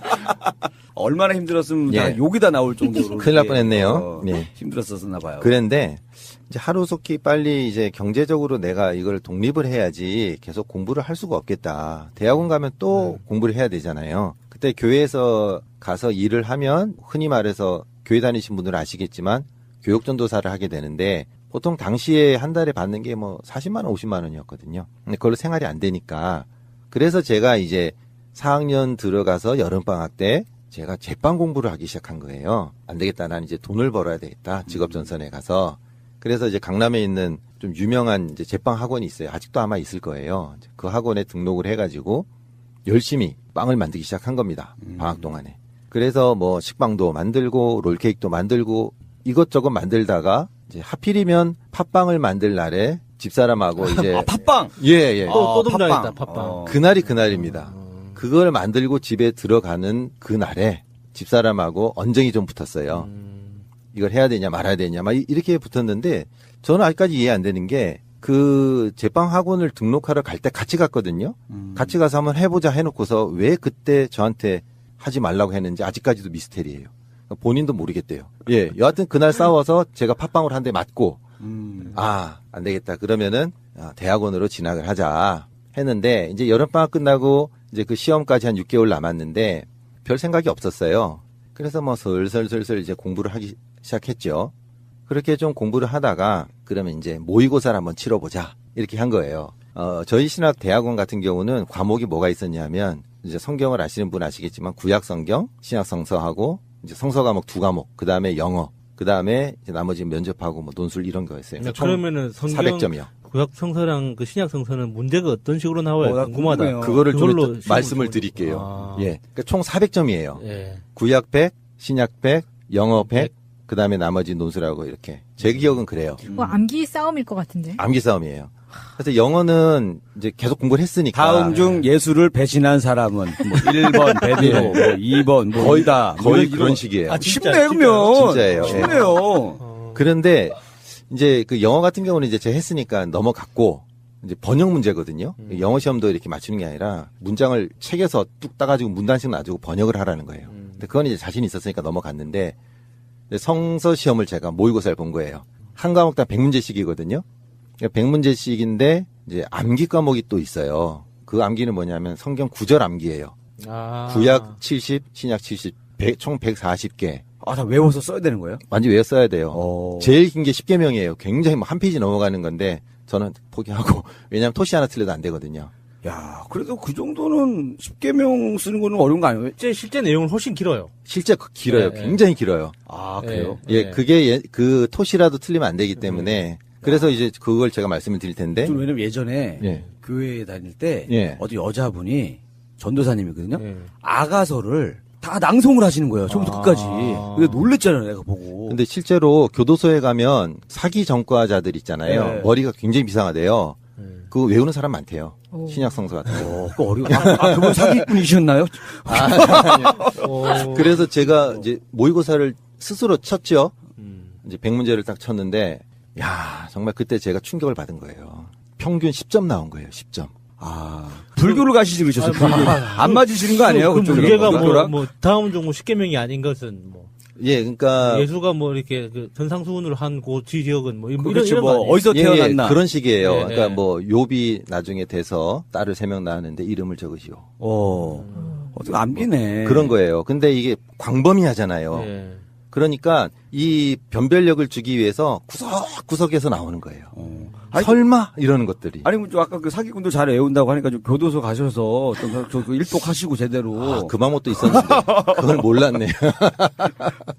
그래가지고 제가 스스로 충격을 받은 거예요. 야, 아무리 그래도 내가 이거를 전공하고 읽는 거 하고 또 이게 이렇게 다른가? 시험 치는 거 하고. 그러니까 우리가 역사책을 볼 때 그냥 재밌게는 볼 수 있는데 구석구석에서 빼면은 맞추기가 어렵거든요. 야, 난이도가 그래도 좀 이렇게 쉬운 거, 중간 이렇게 나눠지지 않아요? 그런 것도 있는데 뭐 어차피 구석에서 나오면은요. 이제 허를 찔린 것 같은 문제들이 많아요. 근데 저도 뭐 그런 걸 신경 안 쓰고 그냥 뭐 내용판만 해서 그렇게 됐었겠죠.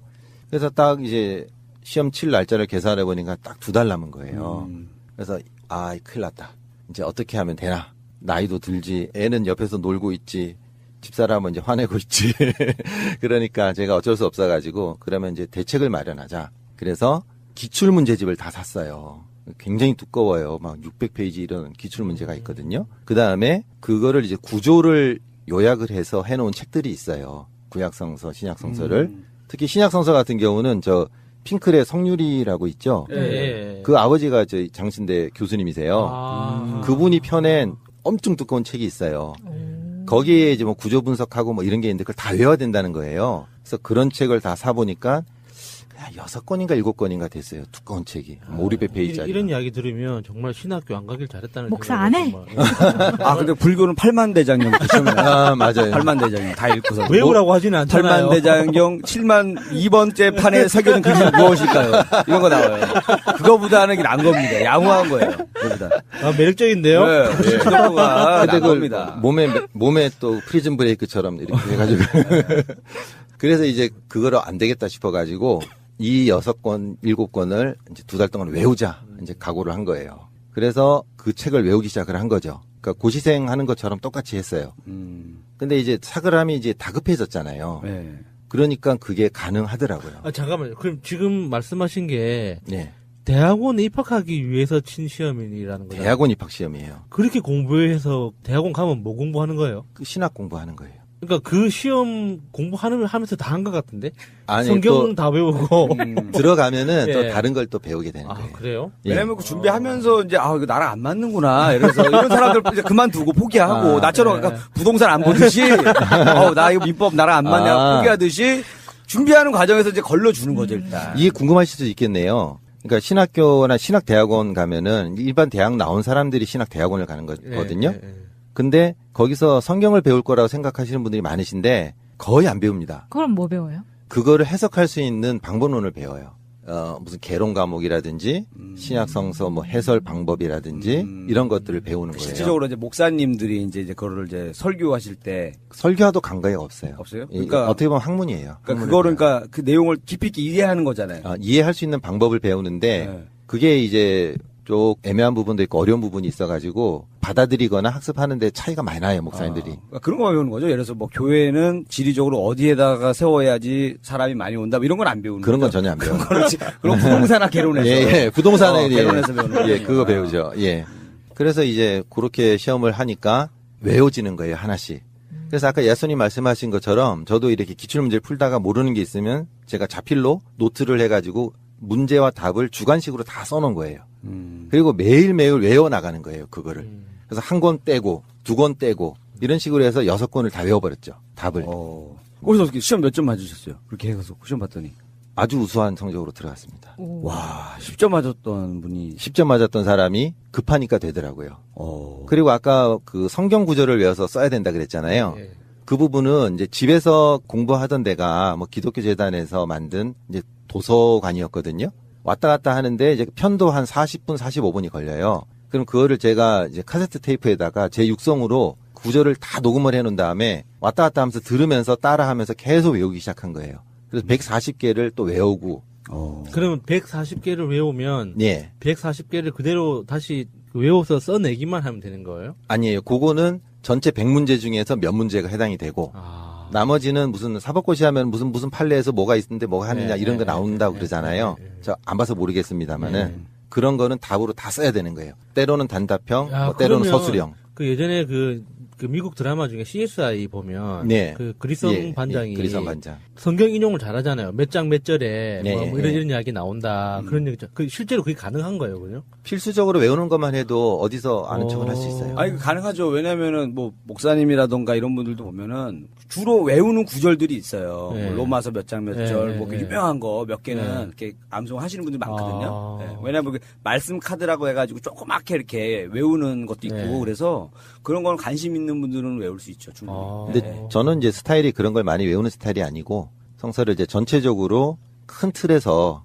아까 야수님께서도 큰 틀 이제 말씀하셨잖아요. 그 틀 안에서 어떻게 더 깊은 의미를 캐느냐 이제 저는 그쪽으로 좀 많이 좀 치중을 한 사람이고요. 그렇게 성경 구절 같은 거를 잘 외우는 분들은 또 거기에 집중을 해서 그거를 이제 자기의 그 장점이나 무기로 삼기도 하죠. 그 면접 시험은 없어요, 면접? 면접 시험이 있어요. 면접 때 뭐 물어봐요? 그거는 궁금할 것 같아요. 목사님 되실 분들인데 신학 공부하신 분들인데 면접 때 과연 뭐 보는지 좀 궁금하잖아요. 저는 굉장히 어려운 질문을 받았는데요. 그 질문이 다 달라요. 다 다르고 교수님마다 또 다르고. 근데 저를 해주신 분은 이제 어떻게 보면은 뭐 이제 조직신학 교수님이시라고 해요. 전문적인 용어로. 네. 그럼 쉽게 말하면은 뭐 이제 신학을 철학 비슷하게 이렇게 하는 분야가 또 있어요. 이제 원래 토마스 아퀴나스나 뭐 이렇게 했던 그쪽. 면접이 당락에 뭐 크게 좌우를 하나요? 당락이 좌우해요. 딱 봤는데 얘는 이상하다 그러면. 그러니까 예를 들어서 이제 목사님 하러 왔는데 머리를 빡빡 밀었다던가 스님처럼 그럼 면접에서 점수가 좀 깎이고 뭐 그런 거는 그런 건 아닌데 웬만하면 괜찮은데 이게 좀 이상한 경우가 있을 수 있거든요. 예, 이제 그런 데 좀 거르기는 해요. 면접반에 몸에 문신이 있다던가 이런 분들이 면접에서 이제 안 되고. 근데 이제 면접보다는 다른 게 배점이 워낙 커가지고 예, 좀 그렇긴 한데 저도 좀 대답하기 쉽지는 않은 질문을 받았는데 잘 대답을 했어요. 예, 그렇게 해서 저는 문제 쉽게 이렇게 나올 거야. 12제자 중에서 예수님의 12제자 중에서 가장 목욕을 안 하는 사람은 정답은 베드로. 베드로. 이런 거 옛날에 우리 그 어린이 성경학교 선생님이 농담했던 그런 기억이 막 나네요. 제가 이 말씀 드리는 이유는 제가 2달 만에 뭐 합격했다 그래가지고 뭐 자랑하라는 게 아니고요. 실제로 이걸 아는 건 제 친구들밖에 없어요. 제 주변 사람들한테도 얘기한 적이 없는 건데 지금 이제 시험 치시는 분들 너무 긴장되고 힘들잖아요.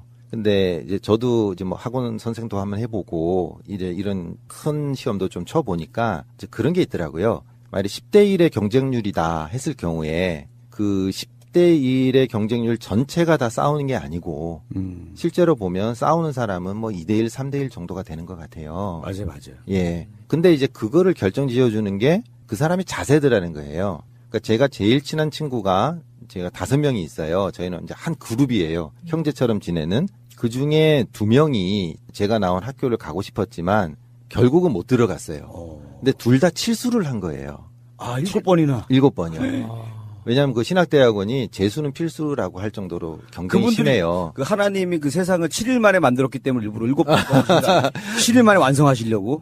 그건 아니고요. 그건 아니에요. 그런 깊은 뜻을 하신 거 아니고. 근데 이제 그 친구들을 제가 보니까 이제 한 명은 이제 재수를 했고 이제 그 친구들은 칠수를 해서 결국은 저희 학교를 못 오고 한 친구는 이제 영국 가서 그쪽에서 뭘 하고 하나는 이제 다른 학교를 나와서 지금도 목회 활동을 하고 있는데 제가 좀 매정한 얘기 같지만 그렇게 들어올 만큼 공부를 안 하는 거예요. 그러니까 딱 객관적으로 봤을 때 또 마음이 아프죠. 저렇게 하면 안 되는데. 근데 딱 각오를 하고 이건 해야 되겠다 하고 집중을 딱 하면 그런 사람은 거의 되더라고요. 그래서 아까도 이제 제가 저렇게 사람들이 많은데 이게 시험을 쳐서 결과가 나오는 게 아니고 사실은 시험을 준비하는 그 기간 동안에 이미 결과는 정해졌다고 보면 되거든요. 그래서 좀 더 하나의 목표를 딱 정하고 그냥 올인을 하는 거죠. 저는 정말 너무 다급했기 때문에 올인을 했던 것 같아요. 이거 떨어지면 또 1년인데 1년 동안 애는 크지요. 뭐 돈 들어올 때는 없죠. 힘드니까. 너무 다급해서 했던 거죠. 카톨릭, 그러니까 신부님이 되려면은 카톨릭 대학교 나오면 되고, 그러니까 목사님 되고 싶으신 분은 신학대 나오고 하는데, 그러면 불교 쪽으로 어떻게 되는 거예요? 그쪽도 과정이 있어요. 교육 과정이 있어요. 있더라고요. 그 자체적으로 있어요. 거기도 시험 봐야지 스님 될 수 있는 거예요, 스님들도? 아니, 교육을 일단 받아야죠. 교육으로? 시험은 승가대학이라고 있다고 제가 들었어요. 그리고 그 불교도 상당히 그 그 구조가 복잡해서 또 종파마다 좀 다르더라고요. 그렇긴 하더라고요. 이런 말도 틀린 거네. 뭔가 좀 복잡한 일 있으면 사람들, 머리 깎고 중이나 되겠다. 이런 말 많이 했는데. 그 옛날 이야기죠. 맞아요. 머리 깎고 공부해서 중이나 되겠다. 이렇게 바꿔야겠네, 말을. 그냥 그렇게 하면 안 되네. 그러니까 옛날에는 그랬던 모양인데 요즘에는 이제 거기도 학교를 다니고 공부를 많이 해야 되고요.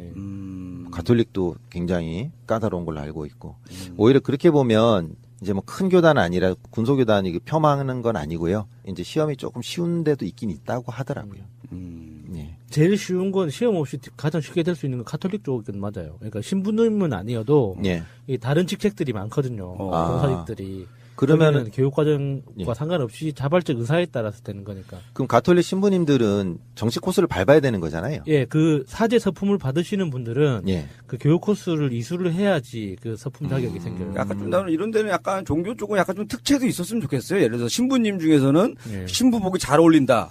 그러면 약간 좀 이미지가 좋아지잖아요. 조인성 씨 같은 경우. 그러니까 신부복이 잘 받으면은 강동원이구나. 조인성 씨가. 그러면 이제 플러스 점수가 있는 거고. 스님 같은 경우에는 그 삭발이 잘 어울린다. 그럼 가산 점수가 또 있는 거고. 두상이 이쁘다. 가산 점수가 있는 거고. 뭐 목사님들도 그죠? 아침잠이 없다. 또 그러면 가산 점수가 있고. 예를 들어서 뭐 이렇게 좀 특별하게 좀 어차피 앞으로 현장에 가서 정말 중요한 거를 보면 어떨까 싶기도 하네요. 그러니까 그 종교 지도자들이 그렇게 실용적인 생각을 하면 참 좋겠네요. 그러니까 이런 생각 해야 됩니다. 일리가 있는 말씀입니다. 어쨌든 시험 준비하시는 분들 힘내십시오. 네, 여러분들 인생에 있어서 기억나는 시험 뭐가 있습니까? 한번 생각해보는 시간 가져보시기 바라겠습니다. 지금까지 네버엔딩 스토리였습니다.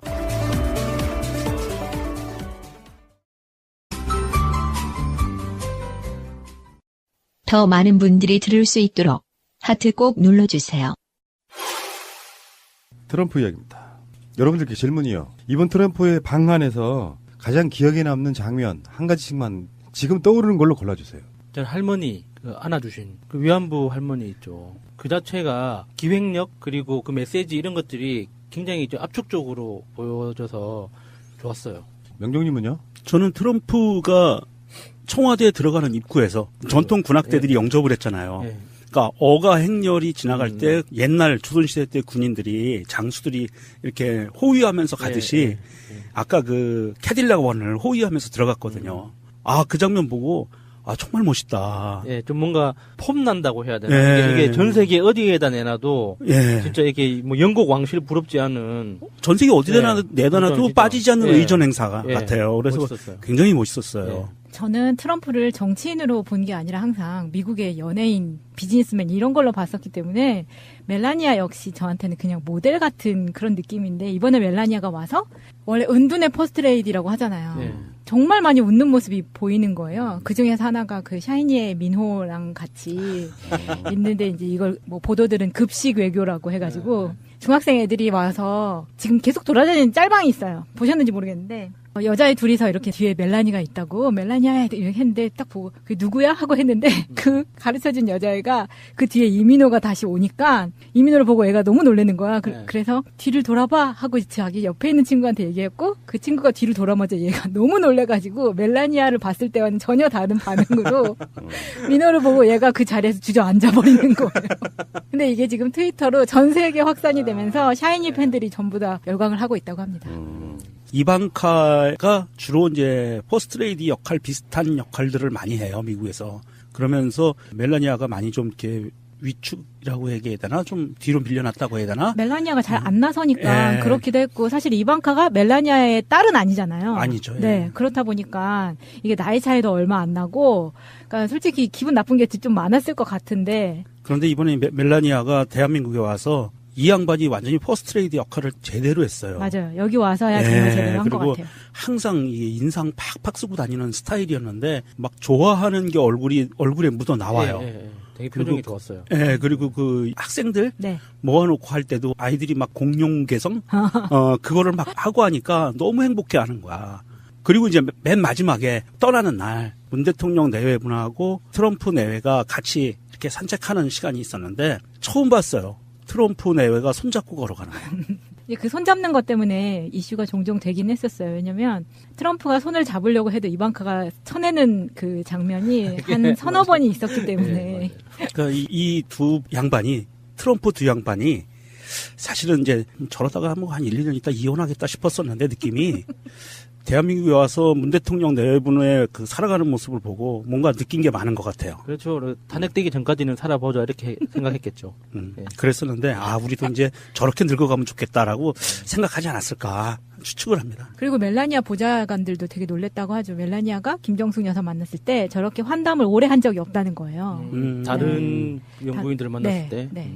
표정은 속일 수가 없잖아요. 멜라니아 자체가 제가 봐도 여러분들은 이제 그런 사람들을 대할 때 그런 생각해요. 쟤 싸가지 없다. 그런 유형들 원래. 근데 그게 내성적인 사람들의 스타일이에요. 어떻게 반응해야 될지 모르는 사람들이 있죠. 속마음이 여리고 착한 사람들의 스타일이기도 해요. 멜라니아는 모르긴 해도 성령 과정은 잘 모르겠지만 어렸을 때부터 남자들의 선망의 대상 중에 하나였을 거예요. 미모나 키나 이런 것들로 봤을 때. 오히려 사람들로부터의 많은 어떤 교류한 그런 스타일이 아니고 상당히 혼자 외로웠을 가능성이 되게 높아요. 맞아요. 굉장히 내성적이에요. 더군다나 이제 자기가 생활했던 모델 같은 그런 느낌이 아니고 세계 제1위 국가의 영부인이 됐다고 하는 것은 상당히 곤란했을 거라고 생각이 들어요. 부끄럽고. 그러니까 그 트럼프랑 결혼할 때 이 남자가 대통령이 될 거라고는 상상도 못했을 거 아니에요. 짜증났을 것 같아요. 대통령 나간다고 했을 때. 햇빛에 잘 말려요. 근데 그게 고구마 빼떼기라고 하잖아요. 빼떼기요? 말랭이라고 합니다. 말랭이라고. 빼떼기 뭐래요? 빼떼기라고 들었다. 경상도에서 전라도에서. 빼떼기라고. 한 번도 안 들어봤는데. 시골 출신, 전라도 출신인데 말이야. 빼떼기가 뭐야? 뼈다귀도 아니고. 그래서 그 보내주신 고구마를 지금 보시면 아시겠지만 빨개요. 무슨 색깔이라고 해야 되나요? 그러니까 우리가 흔히 말하면 시골 스타일로 말하면 밤 고구마가 그냥 색깔로 보이는 거. 그 고구마가 7일에서 10일 정도 숙성되면 나중에 그걸 쪄먹거나 그러면 호박 고구마처럼 몰랑몰랑해진다는 거죠. 아마 이게 탄수화물의 어떤 변화 과정 같은 게 있을 거예요. 좀 더 녹는 거라는 생각이 좀 드는데 연대합시다. 그러니까 뭐 이게 무슨 뭐 돈 받고 하는 광고도 아니고 이왕이면 모르는 데 가서 뭐 인터넷 홈쇼핑이나 어디 모르는 데 가서 고구마를 사시느니 이 고구마 가격과 주문 전화 이런 것도 좀 알려주세요. 주문 전화는 010-8750-4795 또는 010-889-9002 여기로 문자로 보내주셔도 주문이 가능하고요. 10kg 택배비 포함해서 3만 원입니다. 싸다. 잘 파는데? 쇼호스트 시켜야겠네. 그럼 먹는 역할은 누가 해야 돼요? 24시간. 제가 이 고구마를 보면서 느낀 게 이번 트럼프 방한한 것처럼 짧고 굵다. 두 번째, 문 대통령처럼 잘생겼다. 그런 거 딱 오네요, 감이. 그리고 마린원처럼 귀티 난다. 그러게. 자, 그 해남에서 편지 주셨던 최혜정님의 메일 일주일 만에 다시 한번 알려드렸고요. 고구마 필요하고 또 이제 웬만한 가정에서는요, 요즘에는 아이들을 위해서 과자 같은 거 잘 안 먹이려고 해요, 엄마들이. 저 남도에서 정성껏 1년 동안 키운 고구마를 겨울 간식으로 좀 하실 분들은 아까 마차님 읽어주신 그 전화번호와 계좌로 좀 주문해 주시기 바라고요. 우리가 이벤트로 퀴즈 문제를 내서 5분께 이 고구마 5박스를 보내드리겠습니다. 자, 다음 에피소드에 나가는 문제 집중하시기 바라고요. 나는 가오 빠지게 이벤트 참여 안 해. 직접 사 먹을 거야 하시는 분들은 아까 알려드린 전화번호 팟빵 새가 날아든다 공지사항에도 연락처 계좌번호 다 들어있습니다. 자, 잠시 후에 다시 오겠습니다. 김관진 전 국가안보실장이죠. 국방장관이기도 했고 검찰에 가서요. 이명박 전 대통령에게 보고하고 지시를 받은 사실을 인정했습니다. 간단히 말하면 이명박이 댓글이네 사이버산의 이런 작업에 실질적으로 주도했다는 가장 중요한 증언이 나와버린 거예요. 이명박은 빠른 시일 안에 포토라인에 서야 되는 상황이 됐습니다. 지금 원세훈은 그까지 불고 있지 않잖아요. 김관진이 불었다는 얘기죠. 그러면 이명박이 생일날 구속영장이 청구될 수 있겠는데요, 시간상? 그러네. 12월 19일 얼마 안 남았어요. 꼭 대선일 즈음 해가지고 생일이 것이. 마, 내 생일이다. 아니 이게 김관진이가 검찰에 들어갈 때 굉장히 기세등등하게 들어갔거든요. 예, 저도 봤어요. 너무 의미가 없어가지고. 사이버사는 국가와 민족을 위해서 할 일을 했을 뿐이다. 자유 대한민국의 마지막 보루를 지키기 위해서 열심히 일했다 이렇게 이야기를 하더라고요. 그 들어가고 나서 검찰이 내미는 서류들 보니까 뜨거운 모양이네. 방법이 없다 이제는. 살아야 되겠다는 결론을 내린 것 같습니다. 잘 생각했어요. 처음부터 이게 거짓말을 하기 시작하면은 정말 힘들어지거든요. 사이버사가 2012년 총선과 대선을 앞두고 댓글 공작 등 정치 개입에 대해 이명박 전 대통령이 알고 있었다는 정황. 이 전 대통령에 대한 검찰 수사가 초읽기에 들어갔다. 이겁니다. 이명박 대통령이 주도했다는 건 사실 세상 누구나가 다 알고 있는 일인데 직접적으로 이명박 대통령한테 지시를 받았다거나 그렇게 말을 한 사람들이 지금까지 없었죠. 그렇기 때문에 검찰은 수사를 못했던 거죠. 이명박을 이제 포토라인에 세울 수 있게 됐다 이렇게 말씀드리고 싶네요. 그 이야기는 다른 에피소드에서 좀 더 자세히 다루도록 하겠습니다. 제가 MB의 아바타입니까? 아니면 아니라고 본인이 해명하십시오. BBK라는 수사 자문회사를 설립을 하고 여러분 이거 다 거짓말하는 걸 아시죠?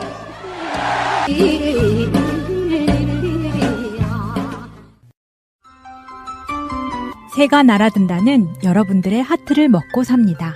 잊지 않으셨죠? 에피소드 제목을 누르고 플레이가 되면 오른쪽 위에 하트를 꾹 눌러주세요. 오늘도 감사합니다. 꼭 알아야 할 어제의 뉴스. 김관진 전 국방부 장관은 지난 2012년 총선과 대선 무렵 국군 사이버 사령부를 동원해 정치적 댓글을 달게 한 혐의를 받고 있습니다. 국방부는 2012년 약 70명의 군무원을 더 채용하면서 사이버사의 활동을 강화했습니다. 당시 이들의 선발 조건 등과 관련해 이명박 전 대통령의 지시가 있었다는 의혹이 계속 나왔습니다. 사이버사 요원은 호남 출신을 배제하고 친정부 성향, 이른바 우리 편을 뽑아야 한다는 내용입니다. 그런데 어제 소환된 김 전 장관이 이 같은 기준에 대해 이 전 대통령의 지시에 따른 것이란 진술을 한 것으로 확인됐습니다. 김 전 장관은 지시에 따라 사이버사 요원 채용 과정에서 신원 조회 기준을 3급에서 1급으로 까다롭게 높일 수밖에 없었다고 밝힌 것으로 파악됐습니다. 당시 국방부는 호남 출신을 배제했을 뿐 아니라 연좌제까지 도입해 가족 가운데 진보 성향의 인사가 있는 지원자도 걸러냈던 것으로 조사됐습니다. 하지만 김 전 장관은 댓글 활동 목적에 대해선 정치 관여를 위해서가 아닌 대북 사이버전의 일환으로 생각했다면서 혐의를 부인한 것으로 전해집니다. 검찰은 당시 청와대 안보수석실 기획관 등을 곧 소환해 이 전 대통령이 사이버사의 댓글 활동을 일일이 보고받았는지 군무원 증표는 왜 지시했는지 등을 조사할 방침입니다. 트럼프 대통령은 한국 전쟁 때 맺어져 지금까지 이어지고 있는 한미 간 혈맹을 강조하는 것으로 연설을 시작했습니다. The line that today divides the oppressed and the free. And there, American and South Korean troops have remained together holding that line for nearly 7 decades. 이어 이런 동맹을 바탕으로 한국이 이룩한 발전상을 하나하나 언급한 뒤 북한 체제를 강하게 비판하기 시작했습니다. North Korea is not the paradise your grandfather envisioned. It is a hell that no person deserves. 기존 대북 발언이 군사적 옵션 사용 가능성에 집중했다면 이번엔 북한 인권 문제를 지적하는 것으로 북한을 압박한 겁니다. Citizens pay bribes to government officials to have themselves exported aboard as slaves. They would rather be slaves than live in North Korea. 이렇게 트럼프 대통령은 34분 연설 중 24분을 북한 인권 문제와 체제 비판에 썼습니다. 중국과 러시아의 대북 압박 동참을 촉구하기도 했습니다. 책임 있는 국가들이 힘을 합쳐 북한의 잔혹한 체제를 고립시켜야 한다고 주장한 겁니다. 당초 예상됐던 한미 자유무역협정 개정의 필요성 등 통상 관련 압박성 발언은 거의 나오지 않았습니다. 트럼프 미국 대통령이 중국으로 떠나는 동시에 문재인 대통령은 인도네시아로 향했습니다. 7박 8일간의 동남아시아 순방이 시작됐습니다. 먼저 인도네시아를 국빈 방문하고 이어 11일 베트남 다낭에서 시작하는 에이펙 정상회의에 참석합니다. 다음 날은 필리핀으로 이동해 13일 한 아세안 정상회의에 참가합니다. 이번 순방의 하이라이트는 이번 주말 베트남 다낭에서 예정된 한중 정상회담입니다. G20이 열린 독일에서 만난 뒤 4개월여 만입니다. 두 나라 정상은 사드 배치 문제로 멀어졌던 관계를 회복하고 북한 문제 해법을 마련하는 데 논의를 집중할 전망입니다. 과거 사드로 인한 갈등과 이른바 삼불 원칙 등 두 나라가 민감한 의제는 최대한 피할 것으로 보입니다. 특히 한중 정상회담에 앞서 트럼프 미국 대통령이 시진핑 중국 주석을 만나는 만큼 북한 문제가 새로운 변곡점을 맞을 수 있을지도 주목됩니다.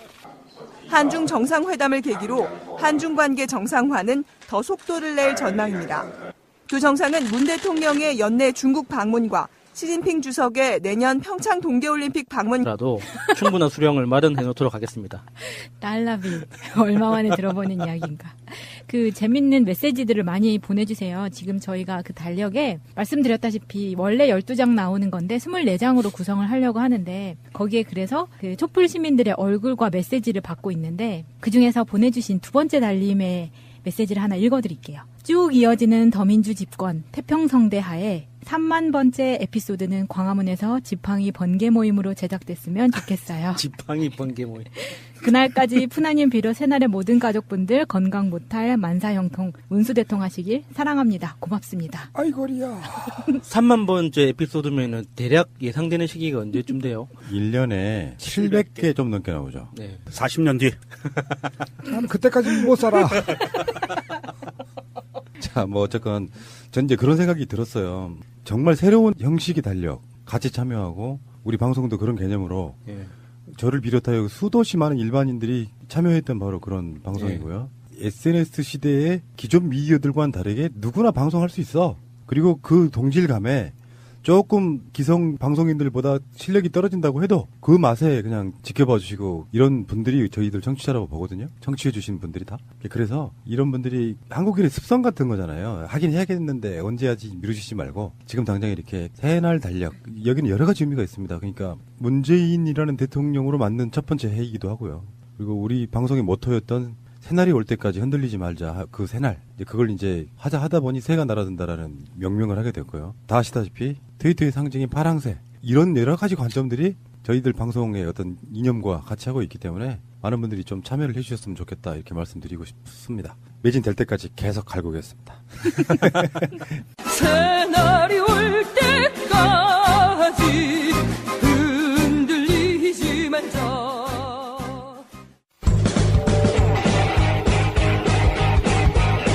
제도로서의 민주주의가 흔들리고 불타는 일은 이제 없습니다. 민주주의가 밥이고 밥이 민주주의가 되어야 합니다.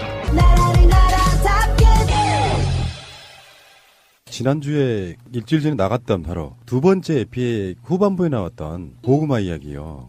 방송의 어떤 구성상 그 자리에 넣을 수밖에 없었어요. 중간에 끊기가 좀 애매한 내용들이 있어갖고. 근데 이분이 지금 박근혜가 당선되고 세월호 사건 나는 거 보고 도저히 안 되겠다 이민 가려다가 결국에는 해남으로 내려가셔서 고구마 농장을 하시는데 텃새들이 너무 심해서 캐는 것도 호미로 캐야 되고 그때 5,000평이라고 그랬던가요? 네, 5,000평이요. 같이 캐고 싶어요. 네.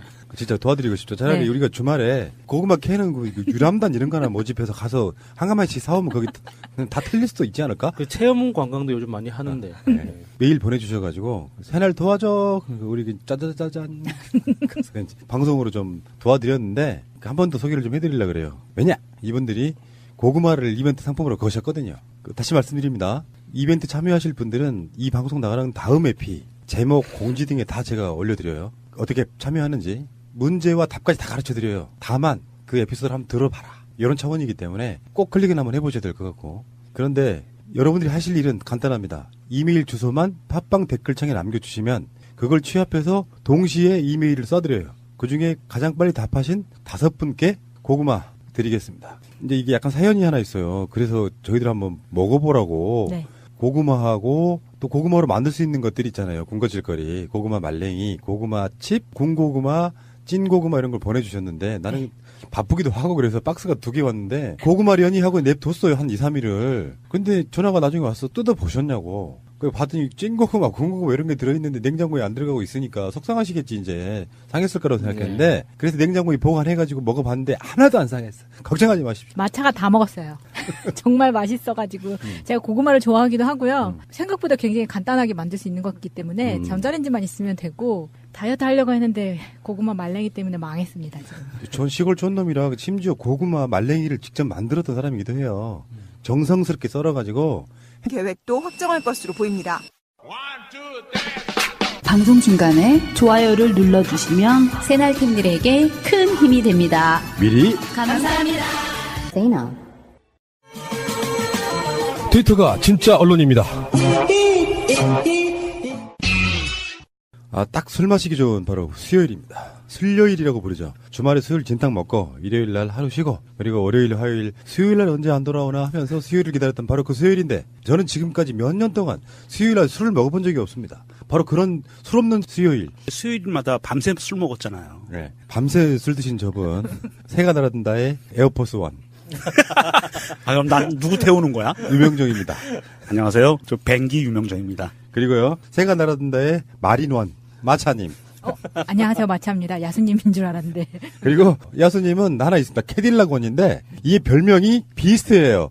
야수예요. 아, 그래요? 자, 인사하십시오. 안녕하세요. 야수입니다. 예, 앞으로는 캐딜락 원이라고 하고요. 우리 마차님은 마린원, 명종님은 에어포스 원, 그리고 저는 그들을 방어하고 있는 팟캐스트계의 문재인 푸른나무입니다. 왠지 유나이티드 스테이츠라고 할 것 같은 느낌이었는데. 아니 이번에 트럼프 대통령이 방한을 했을 때 미국을 견고히 보호해주고 지켜준 사람이 문 대통령이에요. 미국의 안보를 지켜준 사람. 여러 가지 화제가 만발했는 게 25년 만에 국빈 방문했으니까. 근데 재밌는 게 알고는 있었지만 실제로 보니까 재밌더라고요. 에어포스 원도 2대죠. 에어포스 원인데 2대가 있대요? 반칙 아닌가? 미국 대통령을 태우는 교통수단은 다 쌍둥이가 있는 거예요. 그 에어포스 원, 다음에 평택에 내려가지고 이동수단 용산으로 가던 바로 그 헬기가 마린원이에요. 되게 귀엽고 깜찍하게 생겼어요. 나처럼. 네. 그것도 2대가 같이 떠서 가요. 어디에가 타 있는지를 몰라. 트럼프가 탔던 전용 차량 캐딜락 원. 그것도 2대가 청와대로 갈 때 나란히 가던가요. 트럼프가 어디 차에 타는지 몰라. 연비도 안 좋을 텐데 그래 꼭 2대씩 움직이는 게 그거 대단하네요. 창문 열었을 때 창문 두께 보셨어요?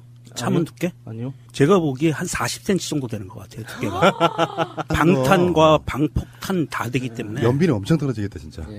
연비 걱정 안 하죠 그런 차가. 빨리 달릴 수도 없겠네요. 아니요. 타이어가 완전 4개가 다 펑크난 상태에서 시속 80km 이상 나와요. 전 세계에서 가장 특수 차량이 대전차 지뢰가 밑에서 터졌을 때 타이어가 다 날아가는데도 불구하고 시속 80km 이상으로 도망갈 수 있는 차예요. 뭔가 좀 새로운 어떤 지식을 하나 알게 된 것 같은 그런 느낌이었고요. 문재인 대통령에게도 사주고 싶은 것들이었습니다. 이니 사고 싶은 거 다 사. 그러니까 세금 더 낼게.